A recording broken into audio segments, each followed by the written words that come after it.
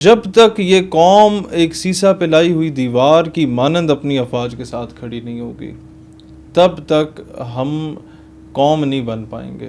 آپ کے سرائیکی وسیب میں جو میتیں پہنچتی ہیں، کسی ایک کے گھر گئے ان کے دادا جان کے، انہوں نے ہروایا تھا۔ بلوچستان، پاکستان اور دنیا بھر میں دیکھنے اور سننے والوں کو فروخ بھٹی کا سلام۔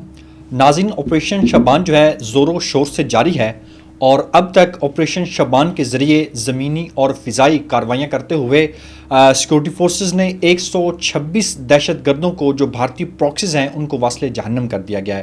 اس پر بھی بات کریں گے کہ یہ آپریشن کب تک جاری رہے گا۔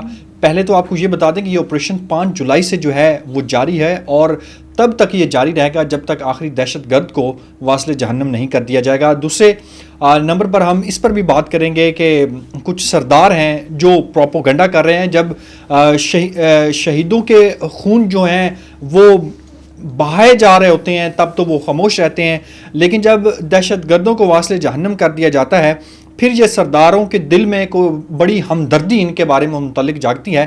اس پر بھی بات کریں گے۔ اور دوسرا بلوچستان ورکشاپ جو ہیں وہ بھی جاری ہے، اس پر بھی بات کریں گے۔ اس سارے موضوعات پر بات کرنے کے لیے ہمارے ساتھ موجود ہیں چیئرمین نظریاتی پارٹی شہیر احمد سیالوی صاحب۔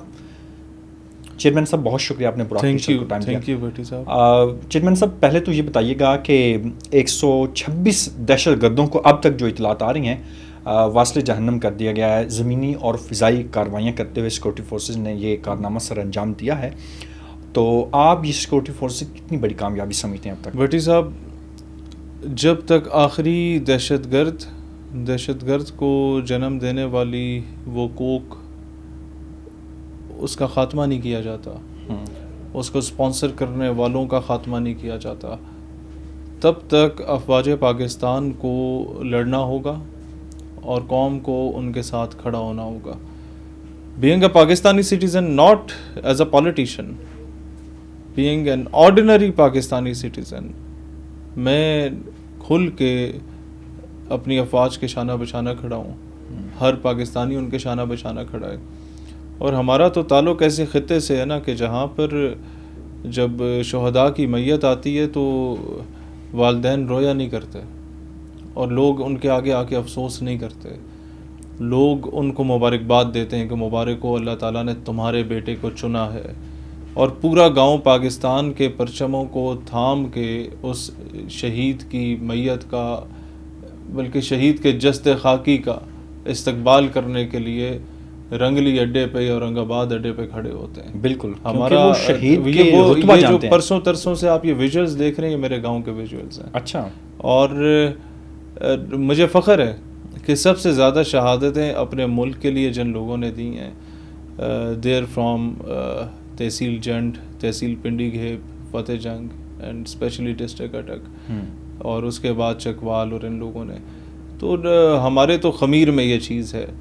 تو ہم لوگ تو سمجھتے ہیں کہ اگر فوج میں ہم نہیں جا سکے تو اپنے بچوں کو ضرور بھیجیں گے، ہمارے بھائی، ہمارے بزرگ، ہمارے چچا، تایا، کزنز، سارے اپنے ملک کے دفاع میں۔ شہید کی موت قوم کی حیات ہے۔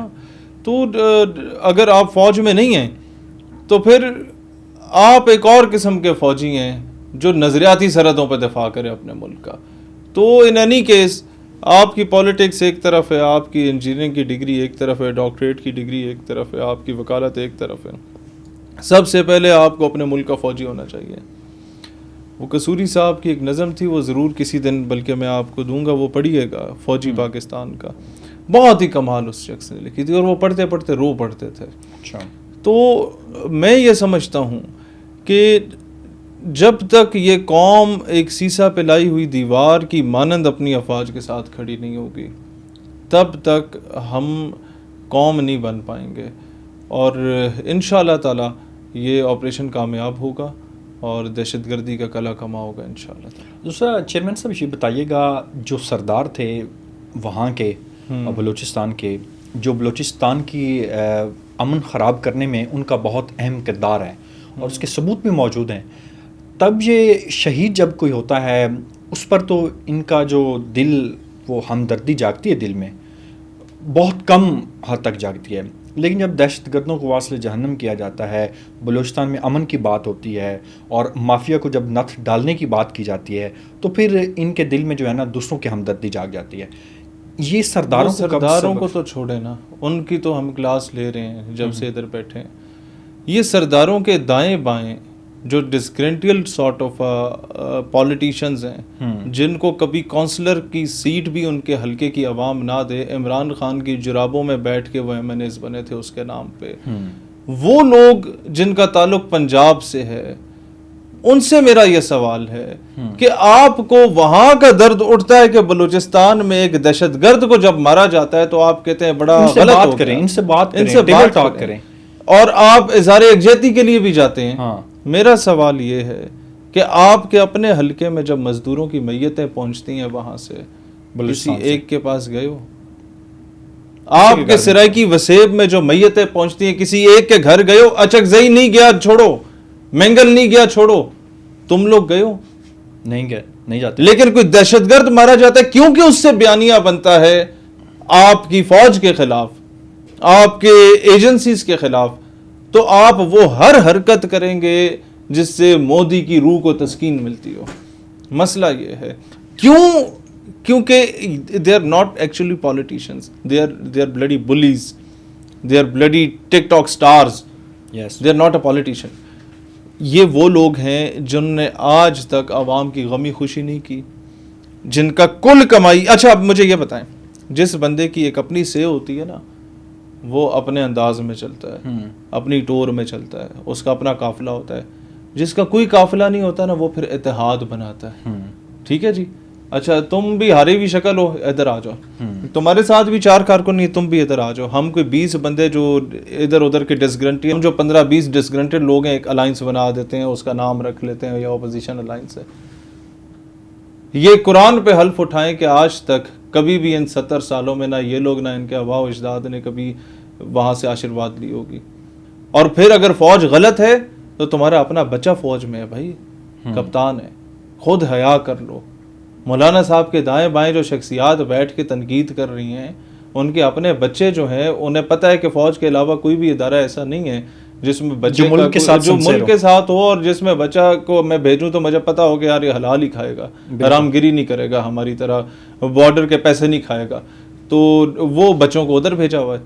لیکن پالیٹکس، کیونکہ پاپولر پالیٹکس اس طرح چلتی ہے کہ آپ ایک سپاہی کو جوان کو گالی دو گے تو وہ عوام کہے گی بلے بلے کیا بات ہے. عوام بھی تو دولے شاہ کی چوئیاں ہے نا، اس کی طرح اسے لے کے چلو. None of them is sincere with Pakistan. This is the unfortunate reality. Not a single politician I have seen in my life.